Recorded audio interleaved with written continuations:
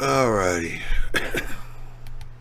That big open area there, is that dirt and ground foam, or you got static grass there? What's that? Between the tracks there, that big open field. Or did you just paint that or something? Did y'all miss me? Here? What happened to you? Yeah, my whole computer and everything just went belly Between up. your pliers and your back rim. Huh. Is Drop that the why? Is that why we just came back online? Yep. Had to do it. Drop the live I stream. had to hit reset on the computer, bring it all back around again. I couldn't get nothing to move or anything. Wow, that's serious. You know That's just telling me. they got a fix for that though. So Yeah, go to Linux. Linux, yep, absolutely, or Macintosh. But I'm all for Linux.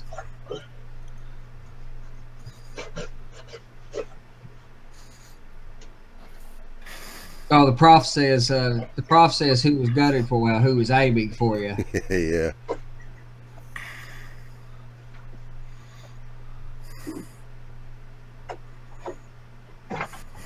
And the prof misses you. We miss you too, prof. If you can make it back in here sometime. Yeah. See if I can stir you up enough. Tell you I got a bone to pick with you. I'll have to think of something that, you know, Actually, Andy, there's room for one more right now. absolutely. Always room for problem.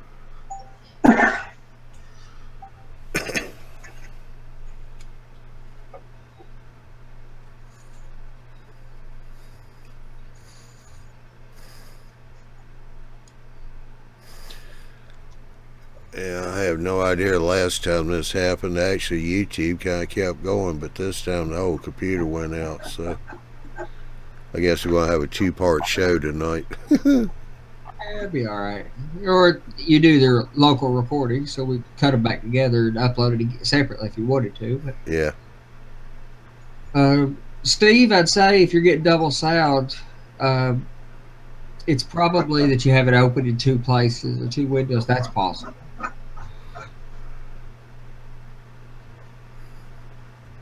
Dave McKay asked if you guys use Third Planet for layout design. Anybody use anything other than SCARB here in our group? I use Extract CAD and brown paper and do it one to one. But when I do it on computer, it's Extract CAD. Most everybody I know in here uses SCARB. Yeah. Well, Farm.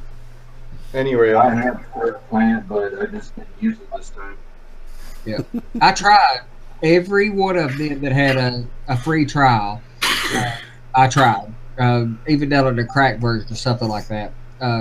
Avoided those, and I liked Extract CAD quite well. There's a learning curve, but I liked it. Scarb's okay, but there's parts of my personality that are annoyed or something for some reason. But I like Extract CAD. But when I was designing mine, it's too tight. Too much in a very small area. So, I did it one to one on brown craft paper. Once I had the initial design, then I put it one to one to get the exact layout right. That is Prof says Scarb finally gave the ability to free rotate a track piece, and that was a serious issue to me the first time around. I was really having trouble with that because like on this layout or on this level, there's 25 turnouts or something, and I think there's only 4 or 5 of them that are straight turnouts. They're all curved. If you use curved turnouts, you get longer sidings, you get more track in an area, etc. It's often that curved turnouts help you a lot, but they're a little harder to draw in.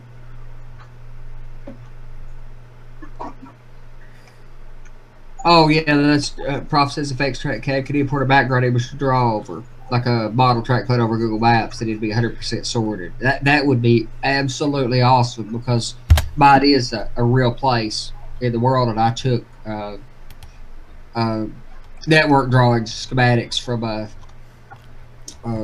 the Norfolk Western Historic Society from near my era. They're not exactly the era, but they're really, really close in time, and drew them off that. So if I could have imported actual track alignment diagrams or even Google Earth, that would be really awesome. Mm-hmm. Of course, Extract CAD does have a couple things that I really do like about it, like you can take your diagram or your drawing from Extract CAD and import that into JMRI. Now, there's a few issues with doing it, much like if anybody knows what a web page looks like, if you export a web page from Word or even Dreamweaver or Front Page and then put it up as a website, it's dirty. It has some issues. Same thing's true in Extract CAD to JMRI. However, it's a very easy way to get Panel Pro panel layouts from your track plan. I really like that. David says he's thinking about going with Third Planet because you design buildings and other objects and output them in STL format for 3D printing.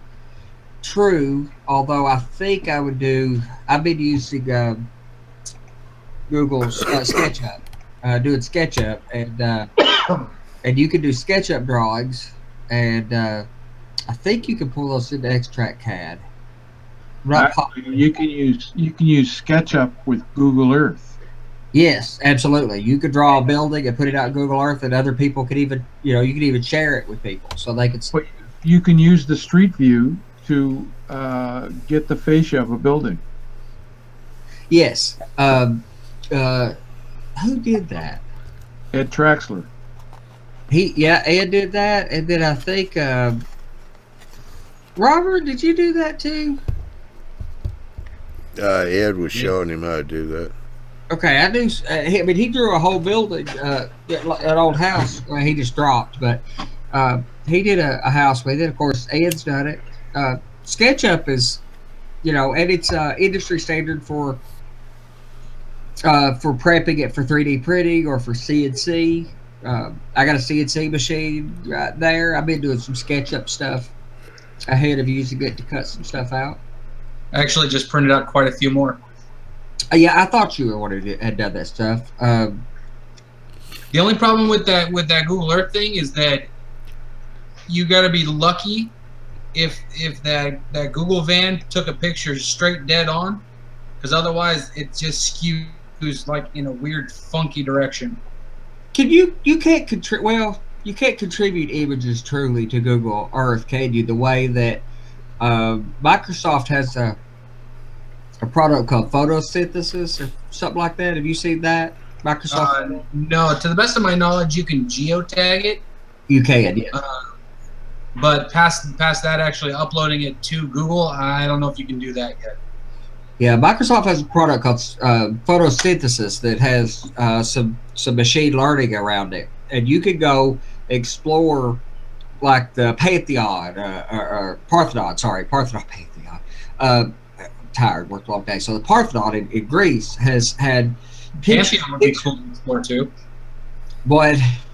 I said the Pantheon would be kind of fun to explore too. Okay, yeah, maybe. Anyway, They've taken, people have taken, up 10 billion pictures of the Parthenon, and it goes and scours the web for those images and stitches them all together and creates that. And it's not just contingent on professionally produced video, which Microsoft's photosynthesis team have went out and did professional photography on some key areas as well, New York City and other places like that. But mostly they're stitching other people's photos together, and they're not just taking the geotagging information, but they're actually taking numerous pictures that are out there and doing the stitching like you would do for a panoramic image, where they're actually stitching the image together, and you can VR in that world. So, yeah, I've heard of that. That actually seemed like really awesome to me. Something I want to play with.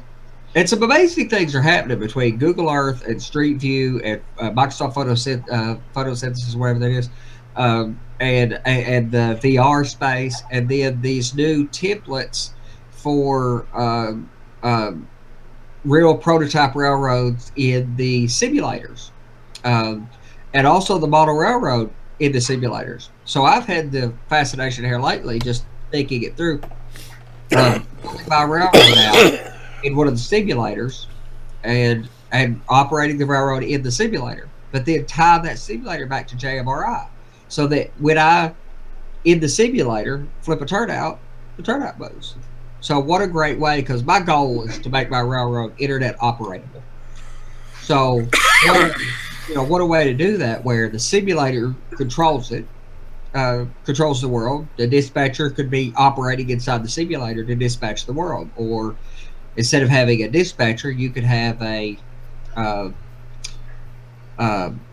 fireman, or set of hands on your railroad that the guy who's switching for you, go out throwing turnouts, and he walks the line in the simulator, throws turnouts and a couple of cars and does all that.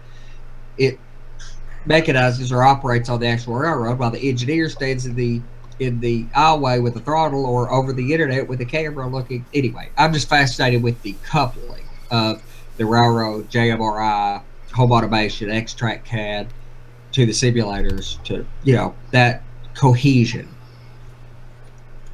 Yeah, profit step out work called. That sounds really awesome. And then you go one step further and maybe tie it into Siri. Well, I'm already doing it with Alexa. Oh, shut up! Stop. Mind your business, Alexa. Damn you. So we're doing the stuff that we've been talking about doing, using Home Assistant and MQTT, which I got my Home Assistant image built and stuff for it already. I ordered my modules using these modules. I ordered ESP32s. So I've already ordered ESP32 boards, which are little stamp-sized boards that have 11 inputs and outputs, all supporting PWM, so they can dim lights or control servos or whatever. So 11 IOs, and they're the size of a nickel, and they have wireless on board. So, and they're $3 free shipping. So for $3, you can drop it on your layout, give it some power, and hook 11 LEDs to it that are all dimmable wirelessly, or turnouts or signals. Most importantly, signals to me, and hook them to JMRI. Trivially easy for $3. What kind of a script do you have to write to get Alexa to be able to control those? It's already It's already done. all you have to do is add the skill to Alexa. oh, stop. Alexa. Alexa, please fire up my GP30. See, I got her muted now. I can tell her to be quiet. That doesn't work as well with the wife. But Alexa listens. I can mute her. But all you do is add the skill to Alexa to talk to your Home Assistant and give it the information in the Home app, or in the Alexa app. You give it the information of how to speak to your Home Assistant. And with Home Assistant, JMRI speaks to MQTT, which is really, seems to be fairly easy to set up, really lightweight. And then you have all your signal controllers and turnout controllers and light switches and overhead lighting and everything read MQTT, which again is trivially easy to do, and you can buy a $3 board that's already got it all. All you got to do is tell it what in JMRI, you tell it that when you give this signal at MQTT, publish of this particular address, and whatever address correlates to a particular output of whatever particular board. So there's not a lot of Arduino code to write. It's very, very easy to get there. There's very little configuration to deal with. That's my favorite part about this whole thing. Is just I don't have to write very much code at all. And then once you've done that, and it's talking to Home Assistant, then all you do is give the skill to your Alexa, and you say, Alexa, control, activate port 32 in Home Assistant, or however. There's some way to give you some feedback, and you can even put in a text file how you wanted to respond to you. So you could even treat it like you're talking to a dispatcher, and you ask the dispatcher, hey dispatcher, could you throw, St. Paul West turnout 4, and have it respond back, something sensible. Yeah, Okay, now that would be amazing. Rename it from Alexa to dispatcher, and then just be able to quote unquote radio in. That would be freaking awesome. Now, now you could also install Alexa or Google Home, and I'm playing with Google Home's Google Assistant product. You can run either of those as a software component just on a Raspberry Pi. So you could buy the $30 Alexa device, no problem, but you could also put it on a Raspberry Pi and run it yourself. It's available software, and if you do that, you have a lot more control over what you call it. So you may be able to call it dispatcher. I haven't got that far yet. I'm also going to use Raspberry Pis for my phone system. So in that case, you pick the phone up that's by your station and you say, dispatcher, could you throw St. Paul West turnout 4? I'll tell you what, I'm going to interrupt here because we are getting on past. But David McKay has a question. Is there a way to run multiple trains on the same track without DCC? Is that block control? Can someone explain how it works? We'll take a minute or two for that if one of y'all want to grab that one. Yes, that is block control. Yeah. Yeah. So essentially, the way block control works is if you had a straight line, say 10 feet long, you would divide that up into a set number of segments, and your engine or trains, depending on how many engines you have and the power output of your controller, would be able to do those separately. You have to flip back and forth to select their proper blocks, but yes, you could do it. And so you would do common rail wiring. So you take one rail, let's say in this argument, you take the inside rail, and you leave that common all the way through the system, and you tie that to the negative side of your DC system, the ground. On the positive side, on the other side, you isolate that rail, and you take the feeder that runs that section of rail, and you bring it down through a toggle switch or a rotary switch, and it hooks to cab A and cab B. And if it's switched to cab A, then the commons are all tied together.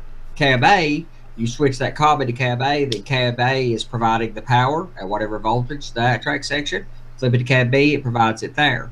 And we used to use rotary switches were quite common. There's one consideration you want to take into account if you use more than 2 cabs, is that while you're switching between those, it's getting the power. So when you go from A to C, for example, you're crossing across B. And if B is the Amtrak passenger train doing 70 miles an hour, as you go through the B position, you're going to get a lot of juice.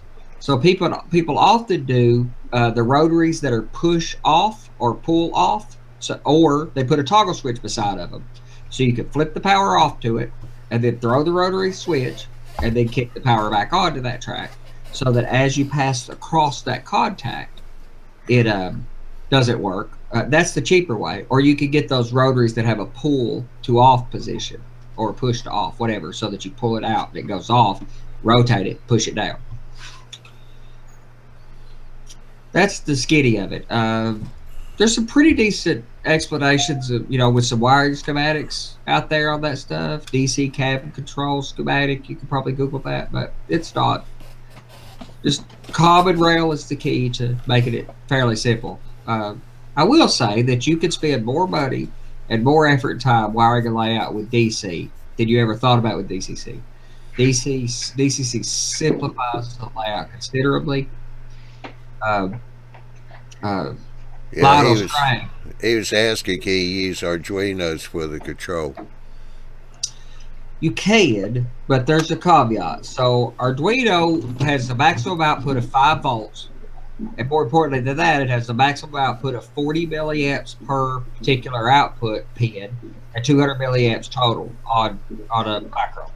So for the DC, I use an Arduino to control mine, but it's a DCC system. And I have a secondary shield, this second board. This is a motor control shield.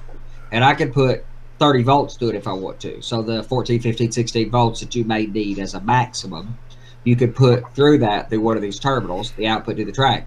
You could do DC with this. Although I'm still inclined to say that this, if you want an inexpensive way to do this thing, you could buy DCC decoders like the Digitrax or NCE decoders for what, guys? Sub $30 for the cheap, no sound, basic decoders. Yeah, Yeah, less than 25, 20. 30. Yeah, $25 for a decoder, and you can build this rig for $20 on the generic side and $45 for the name brand. And this is DCC. You have to have a computer, but you got a computer you're talking to us right now on. So take a computer in this little DCC system, DCC++.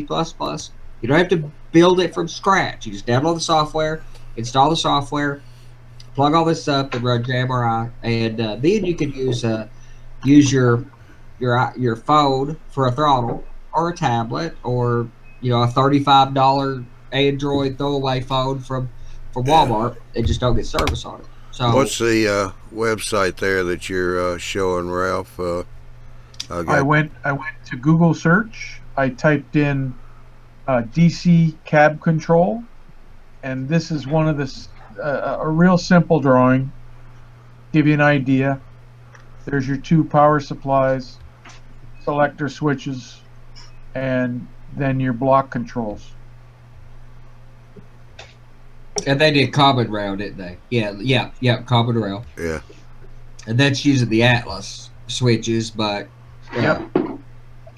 And if you only have two cabs, this is really easy. You don't have to worry about the off switches or any of that other jazz. The problem starts to get, the only real problem with DCC, or the only complexity you get in with DC, is when you want to run a lot of trades, more than two, or whatever, or reverse loops. Those were a little tricky. Yeah. All right. Well, I guess we'll wind this thing up. Since we had a little debacle right here at the end. Oh, Berg, that's an interesting. David said, I'm I'm going to run Z-scale. Adding decoders wouldn't be so easy. Put them in a box car behind the locomotive. Take them in a box. Buy the Digitrax or NCE or somebody's cheap meaty or micro or whatever they call it. The kind of decoders Robert has to run in his Z-scale stuff. Mm-hmm. Would that fit in a Z-scale box car? No, you gotta get really small ones. Okay. Certain brand. What was it? Like ESU. I think it has a Z-scale kind of decoder. It's probably more You actually than put it in. $30. You can actually fit them in the locomotive. That's a serious problem to make to get decoder spawner for Z-scale. I'm sure they have them, but They do. you're not hardly going to go battery power with Z-scale for a little while. But the decoders are still possible, and you don't need a lot of power, so this is a very good choice. It's easier just to stick with DC with Z-scale. I can understand that. That's a valid argument, and I for one do not think DCC is for everybody in every case. If you have a small switchy layout that you're going to want to run one trade on, unless you're really into sound and other stuff, DC's fine. Absolutely. Yeah, Ron said TCS decoder. They got some nice small ones. So anyway, I think we'll just go ahead and wrap this one on up here. I want to say thank you guys for coming in tonight. I know we had a few little dead spots there, and I lost total control of my computer here towards the end too. So let's see if I can do this without any debacles.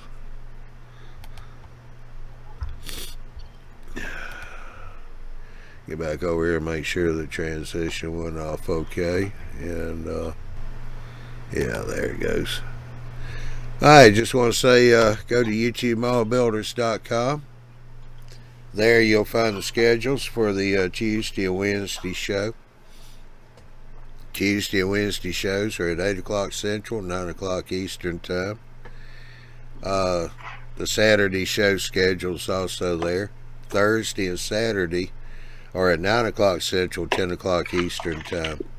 And while you're at the website, be sure and click on the e-magazine.